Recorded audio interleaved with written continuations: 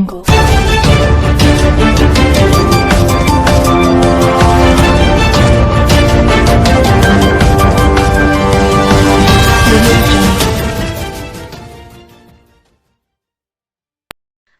علیکم، Asia 41 news کے ساتھ میں ہوں آپ کی میزبان امنا عباس۔ خبر شامل کرتے ہیں صحبت پور سے۔ ہمارے ڈسٹرکٹ رپورٹر انجم کاکڑ کے مطابق اسسٹنٹ کمشنر مانجھی پور عبدالکریم بھگٹی نے تحصیل آفس مانجھی پور میں مہنگائی کو کنٹرول کرنے اور ریٹ لسٹ مرتب کرنے کی خاطر دکانداران کے ساتھ میٹنگ کی۔ اس موقع پر گوشت، مچھلی، سبزی اور دیگر اشیاء خوردنوش سمیت درزی کا کاروبار کرنے والے تاجران کے ساتھ نرخوں پر گفتگو کی گئی۔ اس موقع پر مختلف کاروبار کرنے والوں نے اپنے مسائل بھی سے آگاہ کیا اور باہمی اتحاد سے اور قریبی مارکیٹوں سے نرخ بھی معلوم کی گئی، جس پر عبدالکریم بھگٹی نے انہیں خصوصی ہدایات دیتے ہوئے کہا کہ ناجائز منافع خوری کرنا جرم ہے، اس کے تدارک کی خاطر ہم سب کو مل کر کام کرنا ہے۔